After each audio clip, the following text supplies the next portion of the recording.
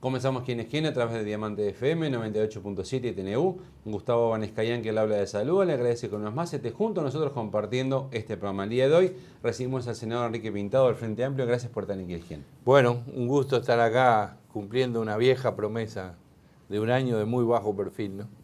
Hacía bastante tiempo que no lo teníamos porque usted decidió después de ser ministro no salir en los medios. Sí, creo que es bueno para todo, ¿no?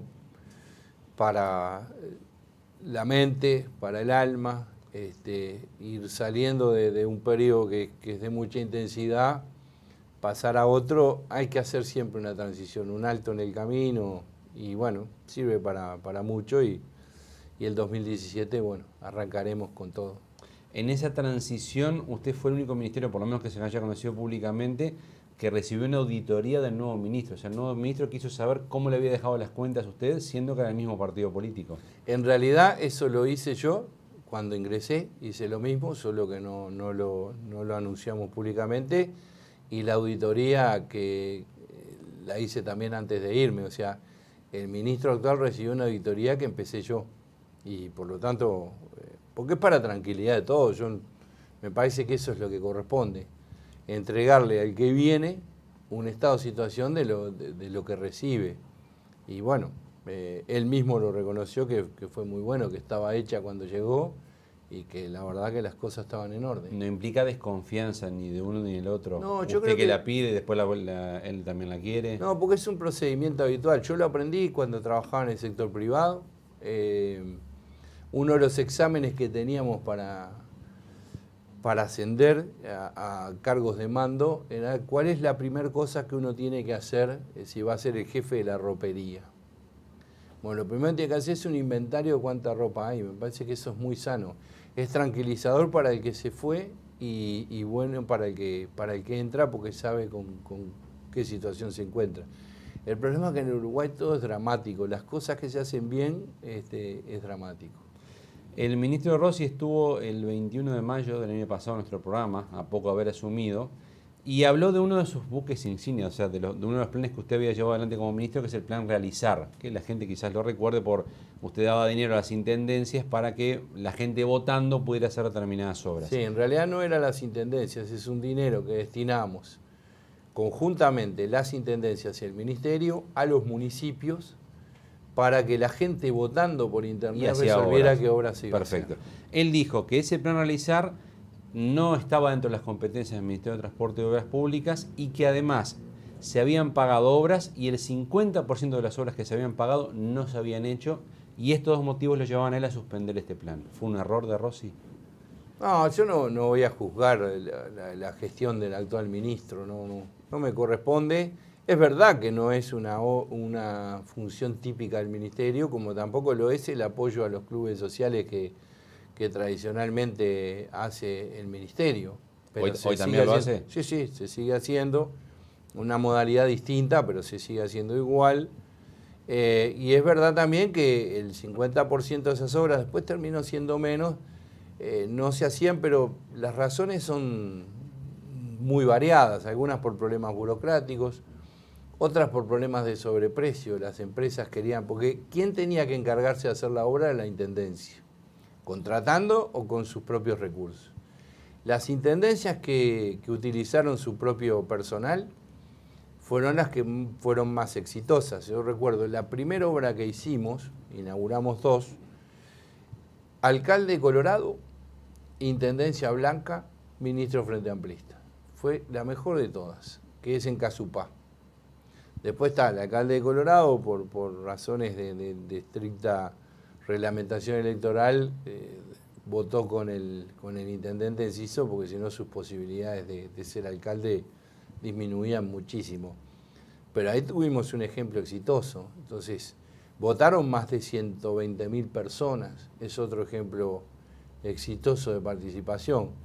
Pero donde hubo dificultades fue en eso, o las empresas privadas tenían que declararse desierta a la licitación, o a veces había problemas burocráticos. También tuvimos problemas de este tipo que nos obligaron a mejorar la segunda etapa. Los terrenos en los que se hacía la obra estaban prometidos por una institución pública y no estaban dados. Entonces las formalidades no se cumplían y uno no puede hacer obras en algo que no le pertenece.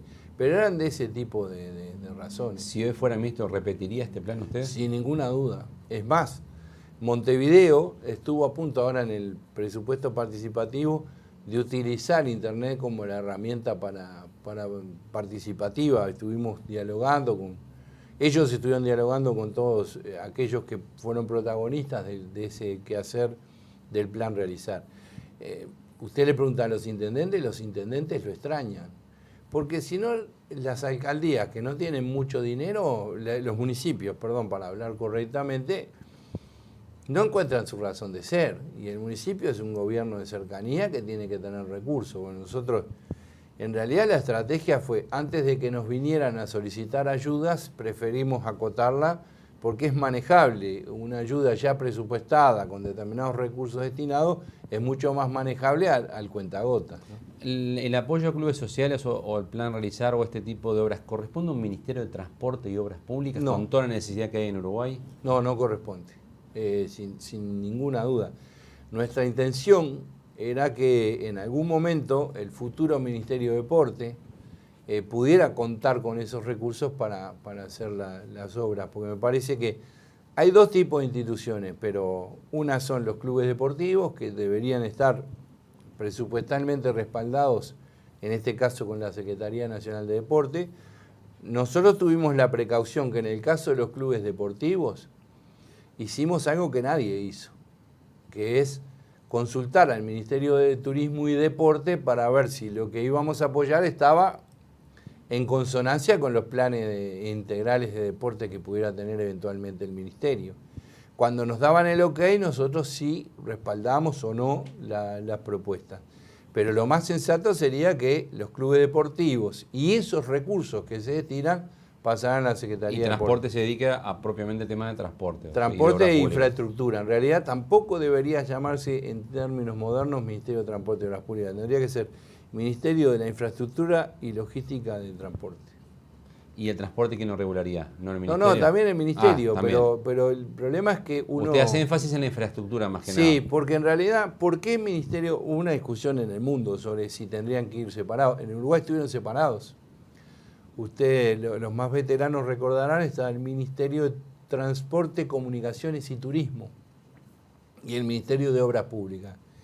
El problema es que hacer la infraestructura de transporte sin estar vinculado con el transporte, con una dirección de transporte, es más complejo hacer que teniendo integradas en un solo ministerio. Ahora, también creo que la Dirección Nacional de Arquitectura, así lo propuse y no se pudo concretar, tiene que ser una especie de empresa pública o de servicio centralizado que sea la gran empresa constructora del Estado, por fuera del Ministerio de Transporte y Obras Públicas. O sea, dependiendo, pero con un grado de autonomía que la quite del presupuesto.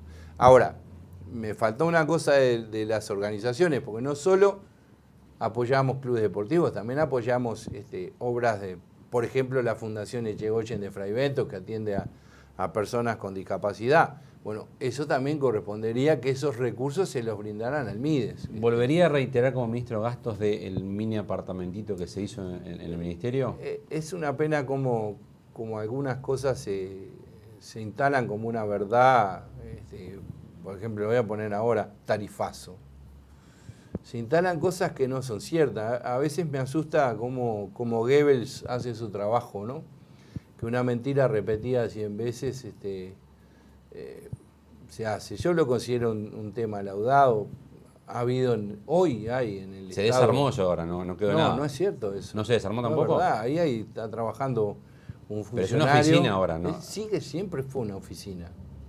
Siempre fue una oficina, solo que en determinado momento donde venían intereses contrapuestos a recibirse, recuerdo casos de gente que estaba compitiendo una con otra, no podían entrar por la misma puerta, porque lo que nosotros queríamos evitar era que se pusieran de acuerdo. Era bueno tener dos espacios distintos para recibirlos. O sea, no era para su uso personal, era para uso de reuniones. No, yo lo usaba también, pero lo usaba para reuniones, lo usaba para recibir en un momento de crisis también. Y eso se lo mezcló con otras cosas, con algo que hicimos para los funcionarios, que no tenía nada que ver, pero Son parte de lo que yo creo que lo asumo como con gran pesar, como una mentira repetida 100 veces, y nosotros mismos hicimos una ley que nos deja indefensos, el Frente Amplio. Hizo una ley que deja indefensas a las personas frente a la calumnia. Porque quisimos proteger tanto a los medios de comunicación, la defensa del ejercicio de la profesión. ¿Usted habla de la real malicia? Claro, cuando yo quisiera, y no, salvo que modifiquemos la ley, las personas que se sienten injuriadas tienen que tener por lo menos el derecho a réplica. Y esto no tiene que ver con la opinión. Si usted dice, esto es una botella, y no era una botella, y botella quiere significar algo malo, o cuando se habla en condicional, que uno no está acusando pero deja la sensación, el ciudadano no tiene respuesta. No la tiene un legislador, un ministro, mucho menos un ciudadano común. ¿Y usted qué propondría? El derecho a réplica. No, pero eso está en la ley de prensa, está el derecho a réplica. No, pero para los que somos personas públicas es mucho más difícil.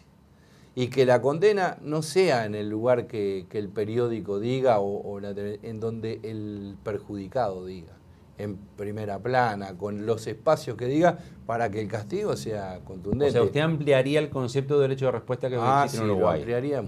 Lo ampliaría mucho, porque una cosa es tener una opinión distinta, y otra cosa es transformar un vaso en una especie de bazar. ¿Cómo hace para que, porque siempre se contrapone la otra cara que es la censura, para que la justicia. Usted no esté yendo en un terreno que implique censura? No, yo no quiero censurar a nadie. Tiene derecho a decirlo, pero tengo derecho a no ser perjudicado.